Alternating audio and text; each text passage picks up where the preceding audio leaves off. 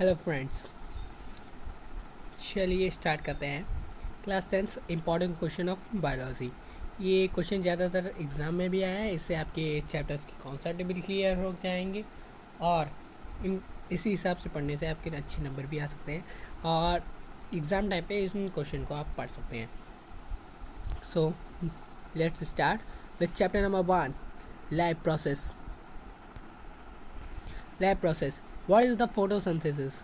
What is photosynthesis? Photosynthesis तो आप जानते होंगे, जब सनलाइट वाटर प्लस CO2 एक के साथ रिएक्शन होता है तब कार्बोहाइड्रेट और ऑक्सीजन बनता है, वही क्या फोटोसिंथेसिस वही होता है। इसमें एनर्जी कंटेंट भी बनता है। And right the step of photosynthesis. Steps तो आप जानते ही होंगे फोटोसिंथेसिस के। ये तो आपके NCERT में भी दिए हुए हैं। हाँ, पहले chlorophyll trap the sunlight and after that it convert sunlight into sunlight से केमिकल एनर्जी बनाएगा। केमिकल एनर्जी से H2O ब्रेक हो जाएगा, हाइड्रोलाइसिस हो जाएगा, मतलब हाइड्रोजन ब्रेक हो जाएगा। उसके बाद CO2 का रिडक्शन हो जाएगा और CO2 का रिडक्शन होने के बाद carbohydrate and O2 gas form हो जाएगी। Difference between autotrophs and heterotrophs. Autotrophs make their own food with the help of inorganic material. Heterotroph depend on another animal or plant. They make food with the help of organic material. Okay. Why was color of leaves change when leaf dip in the iodine solution?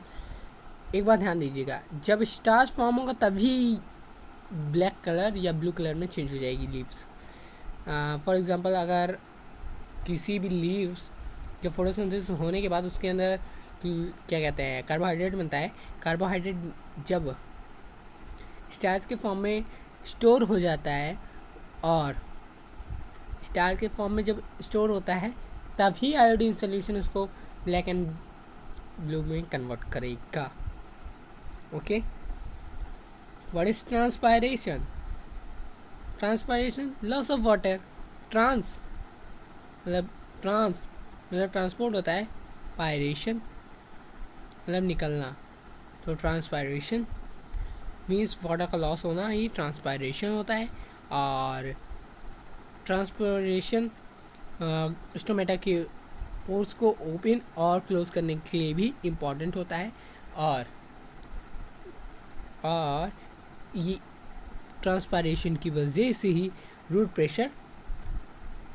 Pressure बनता है, जिसकी वजह से water ऊपर की तरफ आते हैं, मतलब जाइलम वर्क करता है सीधे कहे तो। What is function of guard cell and stomata in leaves? Guard cells का वर्क होता है स्टोमेटा पोर्स को ओपन एंड क्लोज करना। And stomata in leaves, stomata का वर्क होता है exchange of gases and help in transpiration. What is enzymes? जो biocatalyst होते हैं, जो हमारे फूड को डाइजेस्ट कहते हैं, उसी को एंजाइम्स कहते हैं। Difference between aerobic and anaerobic respiration. Aerobic respiration oxygen के प्रेजेंस में होता है, एनारोबिक ऑक्सीजन के एब्सेंस में होता है। और इसमें CO2 वाटर और एनर्जी फॉर्म होती है, और इसमें क्या कहते हैं लैक्टिक एसिड और एनर्जी फॉर्म होती है। और अगर इन ह्यूमंस की बात करें तो इथेनॉल भी फॉर्म होता है इसमें एनारोबिक में। ये एरोबिक होता है माइटोकॉन्ड्रिया में एंड एनारोबिक होता है साइटोप्लाज्म में। Okay, what is the function of large intestine? Explain in brief with the help of structure. Villi का स्ट्रक्चर यहाँ पे बना लीजिएगा। हाँ, और उसके बाद बता दीजिएगा ये अब्जॉर्प्शन इसमें होता है, ज़्यादातर इसमें अब्जॉर्प्शन होता है फूड का।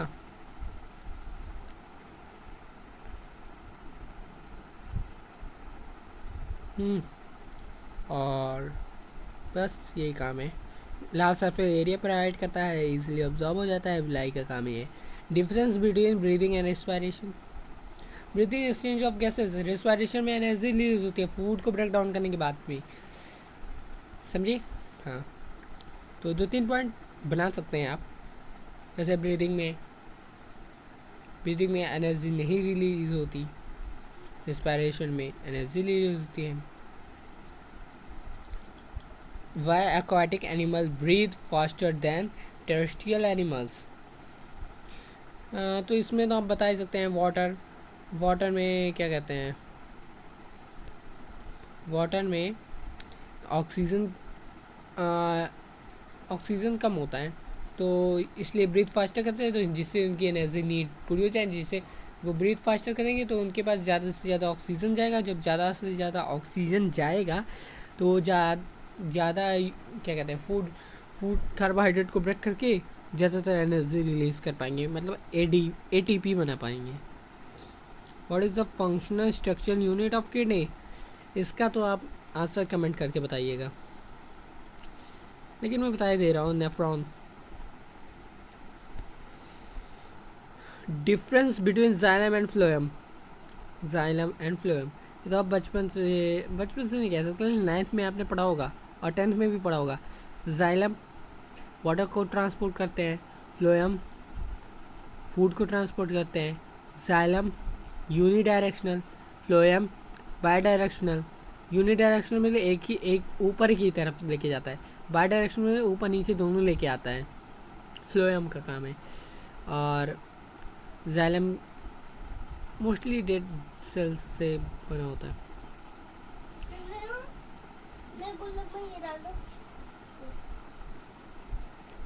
Explain the respiratory system in human with the help of label diagram, इसमें आपको रेस्पिरेटरी सिस्टम के बारे में एक्सप्लेन करना है विद ह्यूमन डायग्राम, मतलब वही नस्ल पैसेज से लेकर पूरे लंग्स बना देना है। Explain the function of human circulatory system, heart बना के इसके बारे में एक्सप्लेन करना है।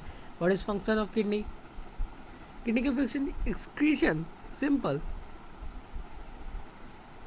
नाइट्रोजन वेस्ट को बाहर करना, और कुछ भी है मुझे तो बस इतना ही पता है। What is systolic and diastolic pressure, अगर आपको ज़्यादा पता हो तो बता सकते हैं किडनी के बारे में। What is systolic and diastolic pressure, जब वेंट्रिकल पे प्रेशर लगता है, जब ज़्यादा प्रेशर लगता है ब्लड वेसल्स पे, वो सिस्टोलिक होता है। 120 होता है सिस्टोलिक mmHg। एंड डायस्टोलिक जब रिलैक्सेशन होता है हार्ट का, वेंट्रिकल्स का, उसके बाद जो ब्लड का प्रेशर रहता है उसी को कहते हैं डायस्टोलिक। और डायस्टोलिक 80 mmHg होता है। डबल सर्कुलेशन, ये तो आप जानते ही होंगे। Explain the function of blood and it's component in human body, blood के कंपोनेंट के बारे में बताना है, like platelet, plasma, RBC and WBC। Okay. Explain the function of nephron with the help of label diagram, nephron के बारे में बताना है। नेफ्रॉन आप न्यूरॉन मत समझ बैठिएगा, नेफ्रॉन किडनी में पाया जाता है और न्यूरॉन ब्रेन में पाया जाता है। ओके, उसका डायग्राम बना के ये एक्सक्रीशन के लिए काम करता है। हाँ, इसके बारे में बताना है। तो हमारा पहला चैप्टर कंप्लीट होता है, तो हम दूसरे चैप्टर के बारे में तरफ बढ़ते हैं और इसका इम्पोर्टेंट क्वेश्चन देखते हैं। How to organism reproduce, difference between sexual and asexual reproduction, ये तो आप बचपन से पढ़ते आ रहे हैं, ये तो बता ही सकते हैं, 8 में भी पढ़ा होगा। What is function of DNA, डेक्सिलिक nucleic acid, making of protein. What is triple fusion, ये याद रखिए, ये ट्रिपल फ्यूजन फ्लावर से सेक्सुअल, जो आपने सेक्सुअल रिप्रोडक्शन इन फ्लावर में पढ़ा है वो उसी से रिलेटेड है, triple fusion. What is tissue culture, यहाँ पे 2 बार टिश्यू कल्चर हो गया है, इसके लिए सॉरी, इसको काट दे।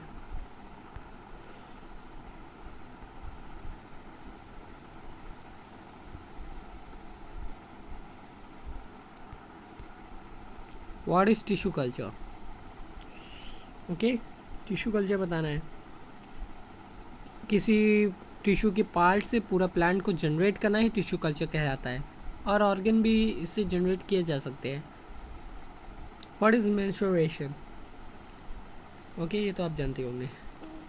Describe the function of component of flower with the help of label diagram.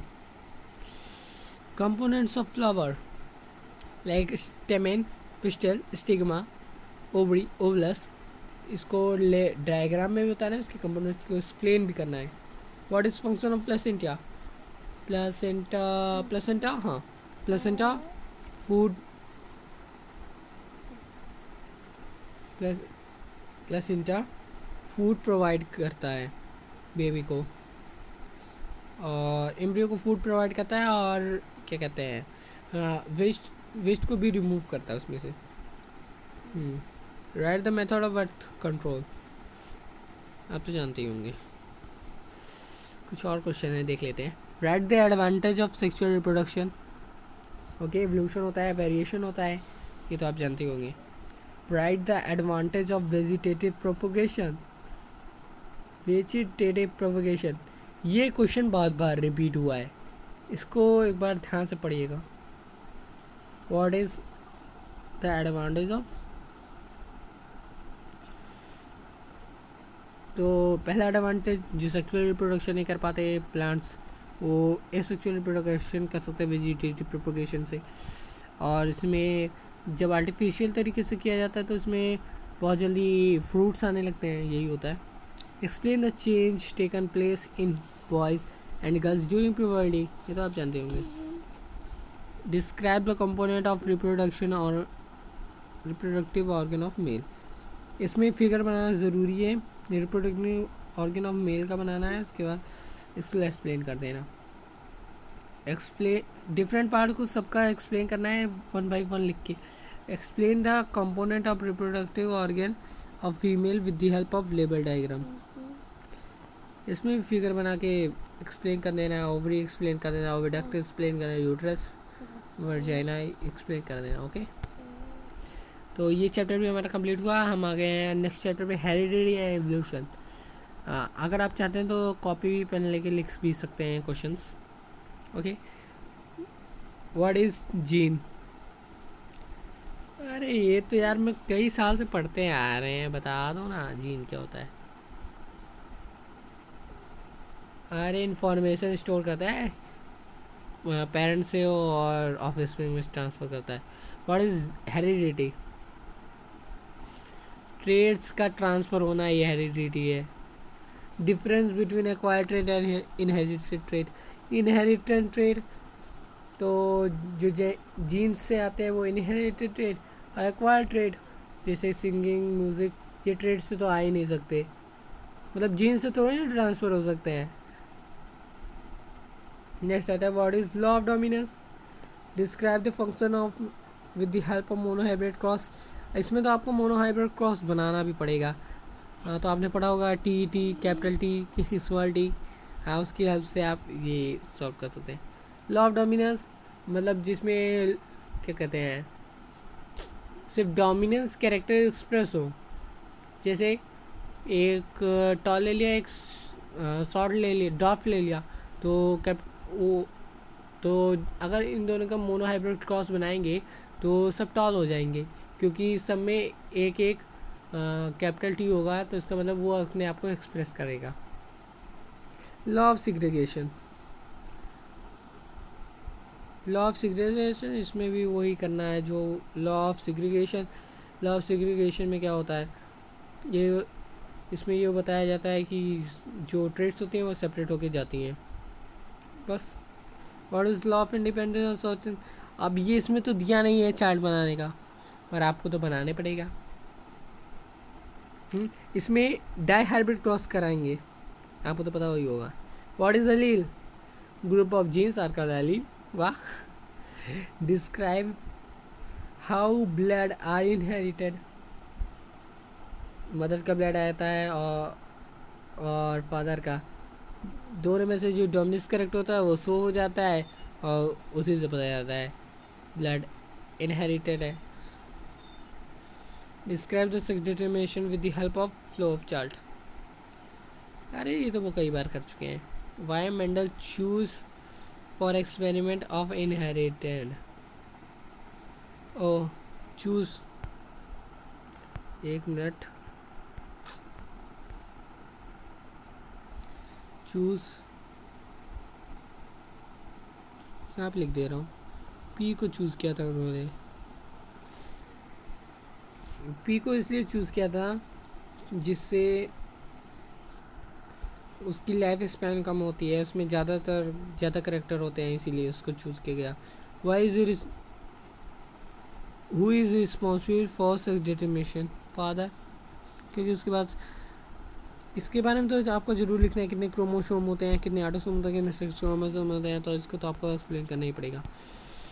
और हम आ चुके हैं अपनी लास्ट चैप्टर की तरफ, आवर इन्वायरमेंट। इसमें तो ज़्यादा क्वेश्चन तो आते हैं नहीं, ज़्यादा तो क्वेश्चन आते हैं लेकिन ईजी होते हैं, तो मैं टफ क्वेश्चन सिर्फ लाया हूँ, ईजी तो आप बता लेंगे। What is ecosystem? इकोसिस्टम की डिफिनीशन, बायोटिक एंड एक बायोटिक कम्बिनेशन के साथ रहते हैं, उसी को इकोसिस्टम कहते हैं। सिंपल वर्ड्स में क्या बता रहा हूँ। Give example of artificial and natural resources.